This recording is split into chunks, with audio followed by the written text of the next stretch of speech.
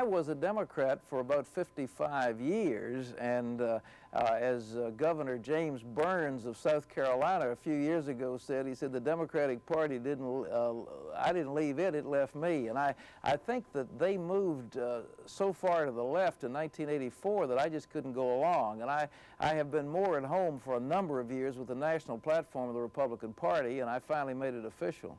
Weren't you, though? It would have been natural to think you'd have supported, say, Jimmy Carter, just on moral and religious grounds. Well, I supported him in the primary activity, but I interviewed him for my television program several days before the election, and after I'd had that experience, I voted for Gerald Ford. You were unimpressed? I was unimpressed, that's right. Why do you think you'll make a good president?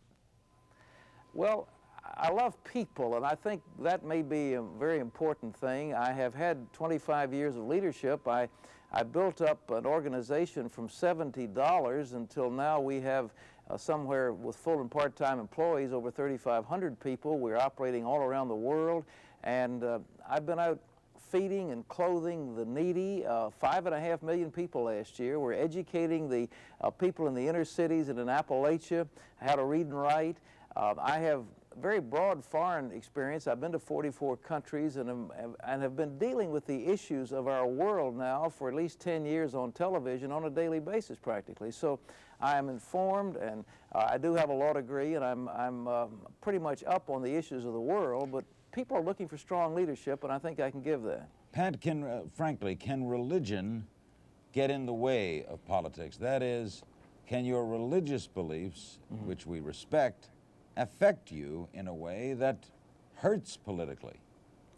Well, I think there's a misapprehension now in the country about what religious people feel. I'm a student of history, and I go back to the roots of this nation. My family did, and I've studied, and I live here in sort of the cradle of the American democracy in this part of Virginia.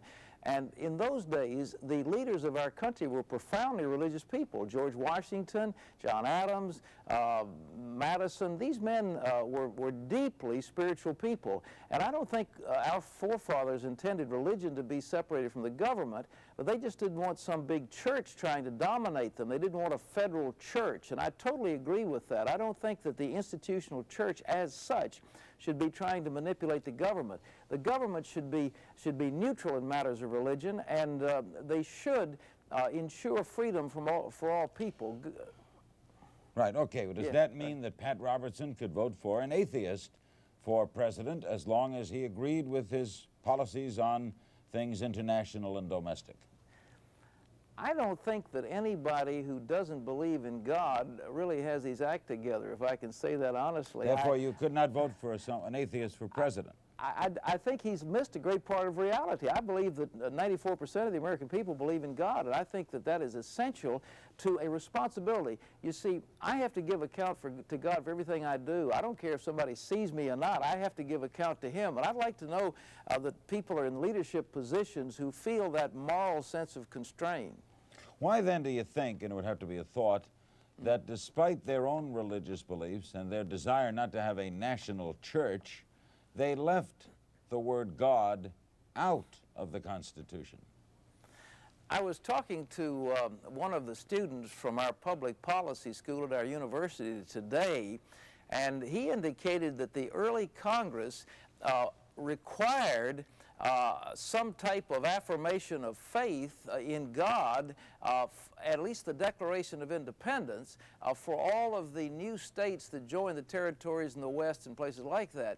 See, the Declaration of Independence is really part of our founding document, and that talks about the laws of nature and nature's God. But it's not the law of the land. The Constitution is the law of the land, and when they were celebrating that this year, and I would think that the framers had to be pretty careful to leave out a word as important as you say God must be, to leave it entirely out of the Constitution.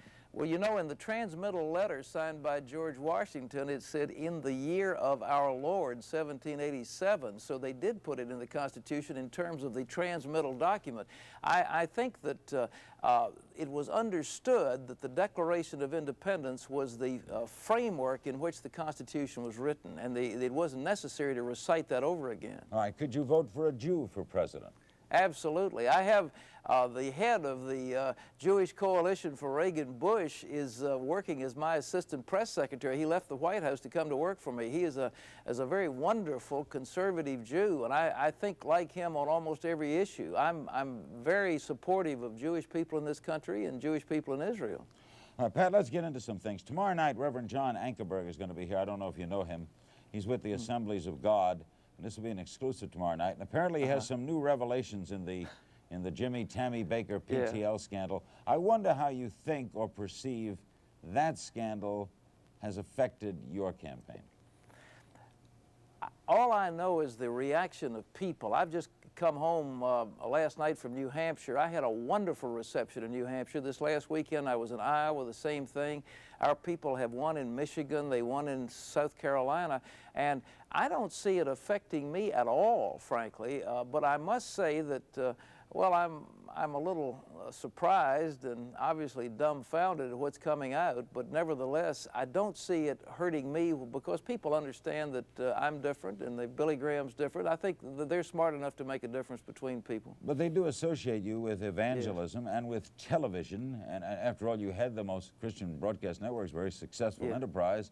You're certainly associated with being on the tube talking about faith. There has to be some carryover.